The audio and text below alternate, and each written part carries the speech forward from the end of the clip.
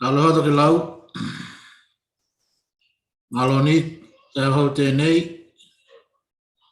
te liki. Pamahoka ki tātou ki te wāanga tēnei o tātou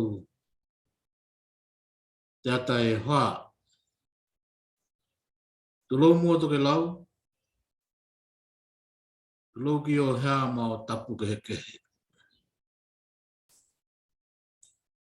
Whakamana kia te waka-atua. Ta mana mātua mātutua. Uhi matoha hine. Ta mana kia hoki a tātou hānau. I o he tahoa o te kolope. Malo ni te hokatoka. Malo te ola hamataku. Malo i te langi e mamā. Ma te moana ko tahi hina. Watalo hatu ko kia te koutou malele. Te ingoa manu malo. Tato aliki wakaola ko i e hiu. Ko ingoa ko a hela hiuka. Ko te polokalambe te nei o te Tokelau Manaola. Hea ia Tokelau. Welawa ana haka pula pula ata mua mua. Polokalambe te nei ko te Tokelau Manaola. E ka watu e ia he ata katoa toa o te tūlanga ma wake o te iloa o te Tokelau i nā hewa na mua. Te kua maua maola e Tokelau i nā hewa nei. Mō tupulanga ke ki lātou iloa. E tā awa lahi ki haka iloa katoa toa. Tūlanga o te poto haka Tokelau.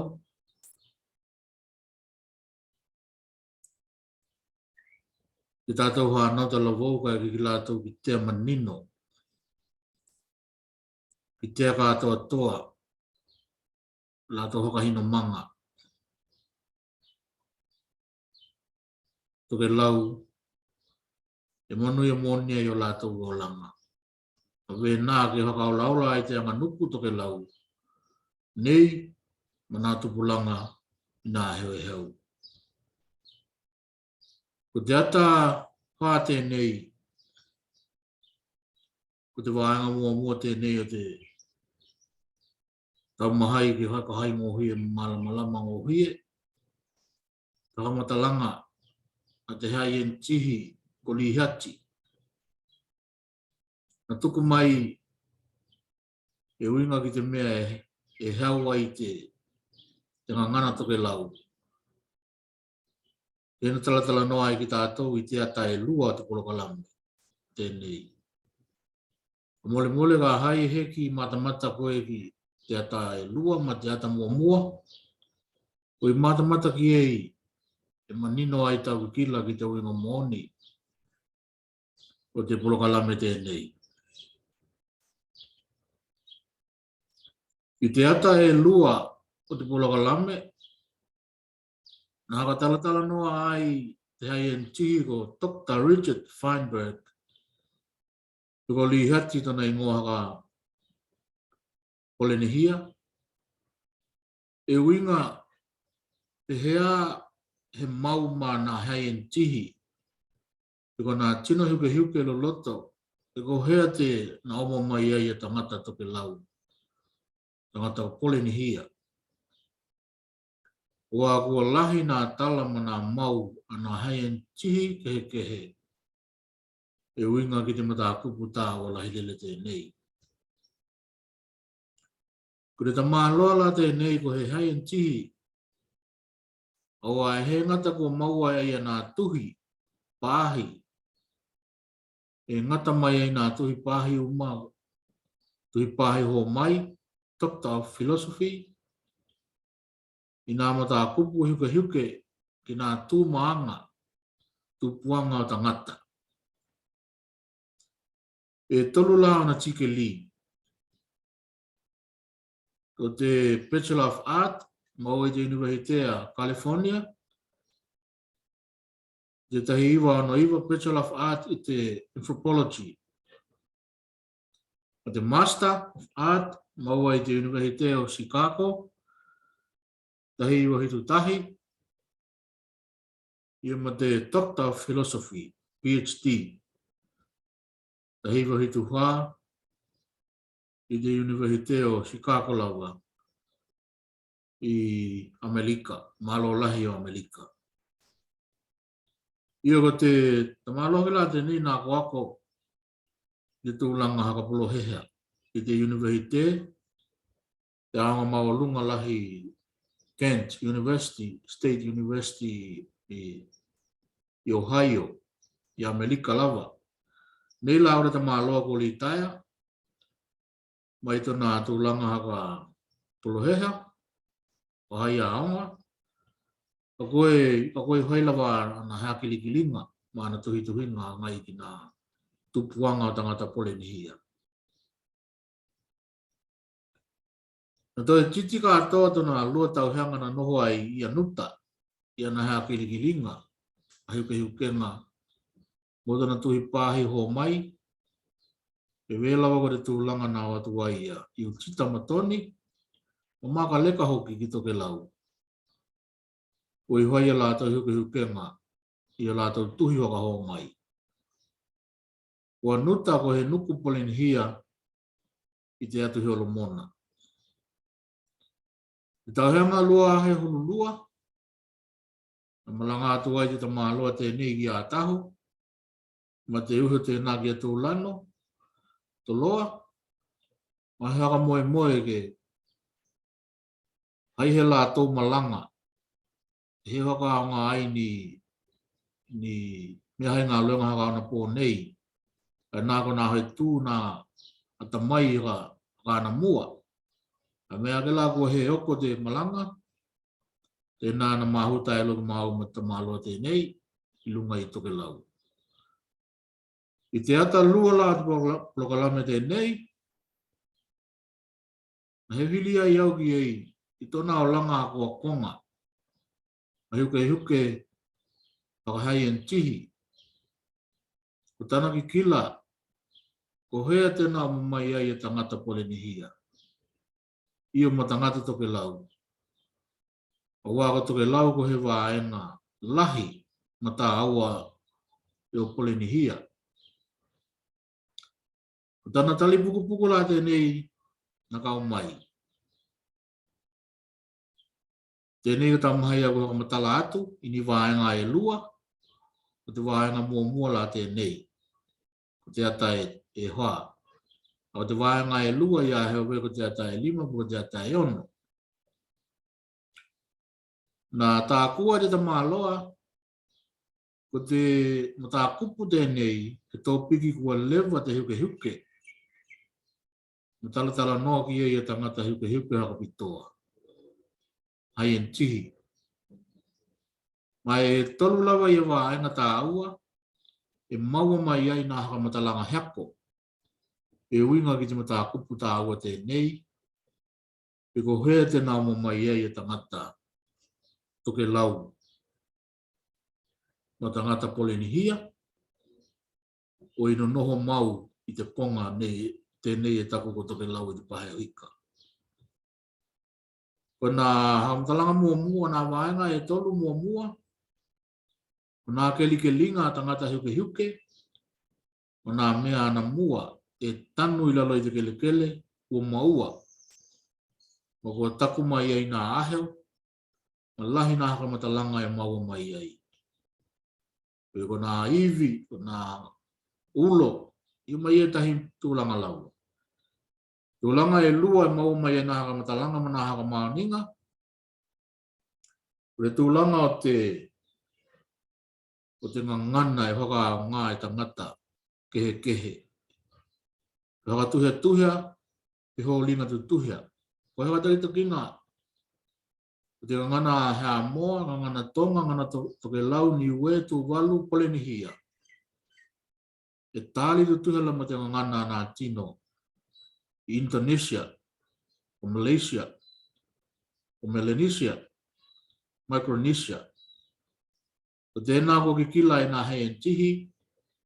O nā tino e ui te wawa ma mau nā meno no hoai. Ka o te lato ngana e tali tutuhia. Ua maua nā hamatalanga.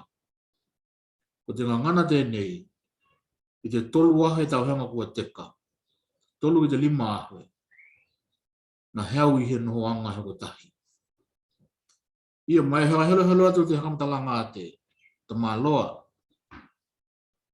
He ki tā kua te ta māloa te tahi waenga tā aua. Waenga tolu. Ua haka maonia hoke nā hei en tihi. E haka maonia ai i tangata Tokelau. Wa tangata Polenihia. E o mai i te e haka maonia e o mai he ponga kapitoa. E vela tūlanga o nā genes. DNA. O nā me o nā tōtonga tangata i loto tona tino e hawa ke ai te lano tona paku. E hawa mai ai te lano tona laulu. E hawa mai ai heohe mea loa, heohe hoaringa ki tea tona tino mahana tōtonga. E hawa mai lai nā genes ia nei. Ua maua hongi nā hamatalanga ma nā huke ngā hei en tihi. Ko ta ngata umalele i nei e tau tala i te ngana Polenihia. E tahi ngana tautuhia. Nā o mai umalele i a konga heko tahi. Ia, alonga mai la kilo mai la ki tātou hoa hanua tēnei. Ke tamahai au ke haka Tokelau atu, ma haka haimohi atu te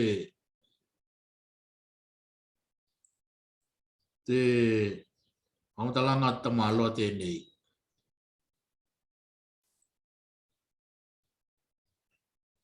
Ia,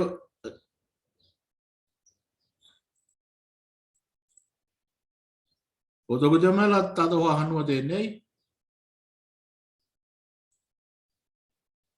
Ia ko te hamatalanga la te ta māloa. Ko te ngangana, pe ko nā ngangana Polenihia. Ia tau tala ia Tokelau, ko tonga ko hea moa tu walu, lalotonga Maoli, Hawaii, Marquesas, Rapa Nui, o Anuta, Tikopia, Sikayana. Ua mātaua nā hei en tihi e tāli tu tuhi au malele. E iwa hulu pahene, ki te iwa hulu iwa pahene, e tāli tu tuhi au malele. E vena hoi lau nā ngana nā henua i nei ko toku te amai tu hahanua, ko Indonesia te ia kukula, Filipaina, Micronesia te ia hehenga, Melanesia te ia viole, ma te Mercasta te ia tanu moli le tahawa ahelika te ia. Te hatalanga ta māloa. O nā ngana o malele i ni nā lanu i nei. E tāli tu tuhi au malele. Ua uma te hiuke ki e iro loto ke nā tino ko poto te larolangi. E tāli tu tuhi au malele. Ua au tahi te ki kila hiuke a tangata hei tihi. O nā ngana i nei. Ua haka ingoa ki he ngana ka inga. Ko te auhe tāne hia. Ngana auhe tāne hia. E ke he te kupu te ia ahe tālia. Au te kupu auhe tāne hia. E hea mai te kupu ingilihi te uha ka ngāki tātou tu vai taimi nei. Ko te Austronesia. Austronesia. Ia, o te ngana la te nei, te tautala mai lele nā nuku i nei.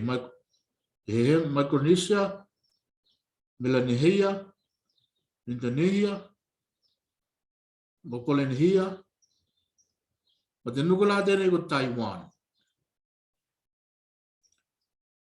Le mai, o te ngana te nei, he tau tala ina tino i te nukulahi te ne ku Papua New Guinea, ma he tālia,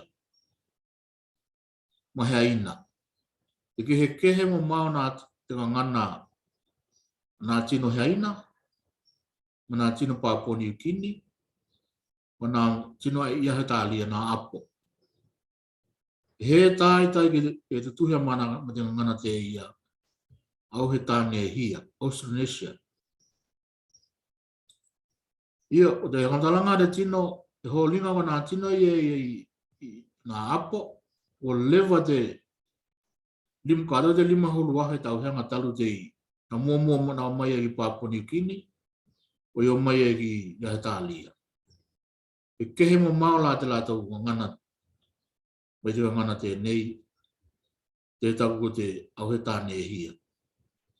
Ia, leo, o te hangalanga a Lihati, te hai en tihi, ko te ngana tēnei au he tāne hia. E ho linga na kāmota mai i Taiwan. Te ia lunga koto ki te Taiwan te ia. Te ia tāli piki lawa ki haina. Haina kātua te ia hawaila ki ei. Haina kātua ko Initia, Cambodia, Vietnam, Laos, ako Taiwan te ia lawa ki ei. Ia, halalau mai e lawa tena ngana tēnei. Halalau mai ki Filipaina. Hau i Filipaina, hau ki Indonesia. Hau i Indonesia, hano ki Micronehia. Hau i Micronehia, hano ki nā taha, ki nā matutu tai o Papua New Guinea. Hau i Papua New Guinea, hano ki Holomona. O toko jamela i Holomona, te ia taha hanua tēnei.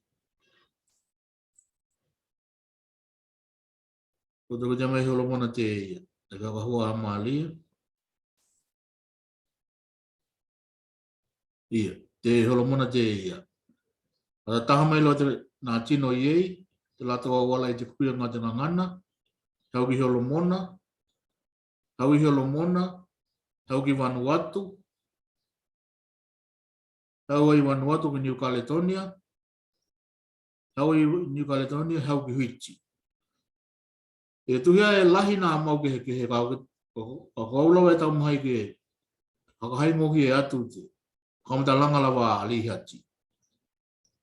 Hau ai la i Fiji, hano ai ki Samoa, hano hoki ki Tonga. Te mai la o ki nā i Samoa ma Tonga.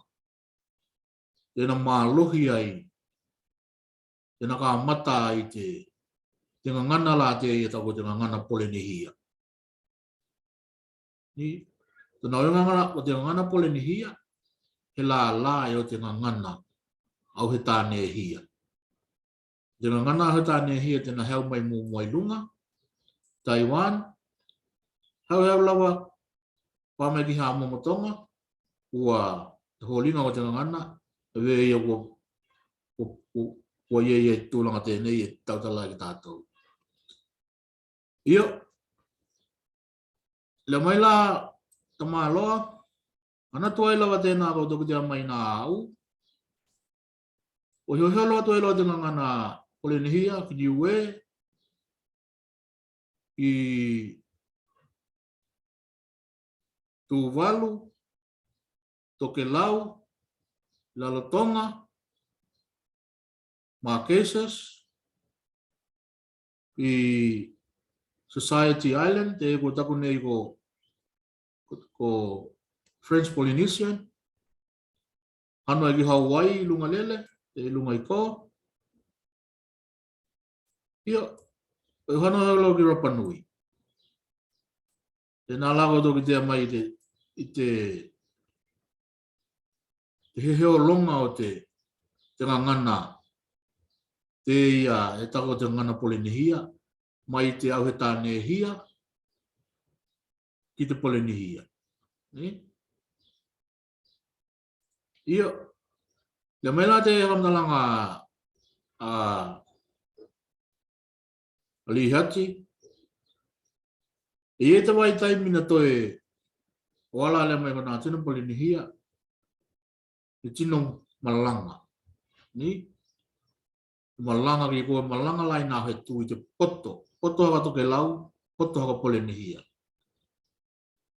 i malanga i na he tu i pula tai ko te matangi mo te tai ko te au te tahoe na me au mai e ni e la te vai tai mina toi li liu mai e na tino na polinihia toi te we kua pāgi Amerika ua he intahi ta maamotu e maua o i toi hai malanga mai e lai i te lato wala ki tua te nalana toi pāi na tino ki New Zealand toi eloi na tino ki Hawaii iyo na le mahola ta maloa e ye na nuku polinihia e hei loto i taha tolu te i polinihia te nala i anuta tikopia taumako vai akau na nuku mane e nei nuku polinihia kai e piliki holomona hei loto i taha tolu te nei te taha tolu polinihia iyo i tahi nuku e na polinihia i Futuna i West Futuna i Vanuatu, West Uwea i New Caledonia. Ai e tahi nuku polinihia i piliki Papua New Guinea. Tama motu e Papua New Guinea i taku, nuku manu, nuku ria. Na motu malai e nā. E wei e ua talitonungia. Ato e hai malanga muli atu ki e polinihia. I te toi ta liu mai ngā, i te mai ngā lau mua ma te lātou ngana. Iyo, ko he ta maha matalanga tēnā e te whakahai ngohi ai te ngana Tokelau, te talanoa mai a te maua te hai en tihi te nei ko Lihati. A tonu ua tau a tāta mai ki o tātou mahau hau, ko te ngana ai he hili ki tātou o hea ne tēnā o mai ai Tokelau. Hea ne te mahoanga e tali te tuhi ai te ngana Tonga, hea moa Tokelau, Tuvalu, Rapa Nui, Maoli, Hawaii. Ko te tali la tēnei. O ki tātou, hua ki te ngana e tau tala ki tātou. Ki tātou nā o mai i he konga he kotahi. Ni? Tātou nā o mai i he konga he kotahi te ia kua kamauti noa mai i nā hei tihi. Ko te tātou ngana, ko he ngana aka, peko he la e te ngana Taiwan, te tako ko te auhe tāne hia. Ki tātou lai ho linga hua ki tātou ngana. Tātou e nā o mai te nuku tēnei ko Taiwan. Ia, me Manaola ko te pulokalame tēnei pulokalame haka heolo. E haka awau pēla wa tātou talatal no ki ei. Ai ki hau e hili hia tuku mai. Io e lahilele te awanoa. Hia lahilele hoki i haka heoa. Ai ke maheo ke tuku hiako e au kurita māloa manu e wei a toi hau wai he hou. Ui haka maania mai nā hamtalanga i nei ki tātou e hoi. Kai haka he taila hirele ke taumahi ke waenga tēnei i te pulokalame ke kawatu i te mangana peletānia. A te haka aloalo lahi, kai tai. Yeah, we have come to the English part of our episode 4. Episode 4 is part 1 of understanding Dr. Richard Feinberg, our scientist, talking in episode 2. If you haven't watched episode 2, we invited Dr. Richard Feinberg as a scientist to answer one of our main questions, purpose of this course. We asked him on his scientific opinion, research and experiences, where does he think based on his scientific background, where does he think the Tokelau people and the Polynesian people originated from. But first of all, I have to qualify, as he was saying in episode 2, that first of all, he must be qualified as a scientist, and the information he will talk about. As a matter of fact, Dr. Richard Feinberg has got 3 degrees. He got a Bachelor of Arts in Anthropology from the University of California, 1969. Was a Master of Art in the same University of Chicago, 1971. And he also have a PhD degree from the University of Chicago in 1974 in the USA. He worked as a professor in the University of Ohio, Kent State University in Ohio, from 1974 until 2018, where he retired.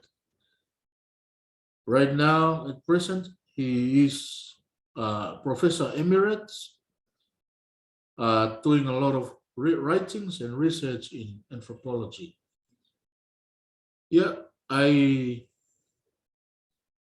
There's a lot of background for Dr. Richard Feinberg, but we will talk about it in a more clearly setting next time. But a brief summary of what he said, he's responding to my questions to him. Where are the Tokelau people and Polynesian people originated from? Of course, he said that he's not an expert on the subject, but he had a lot of he came across a lot of information from other scientists, and of course they share the information. And here is what he said in very easy English. He said that because the Polynesian language, the Tuvalu, the Tongan, Samoan, Niuean, Tokelau Islands, Maori, Rapa Nui, Tahitians languages are very similar, and they call it a Polynesian language. They are, as a matter of fact, also very, very close linguistically to the languages spoken in Micronesia, Melanesia, as you can see on the map, Indonesia, and also Madagascar.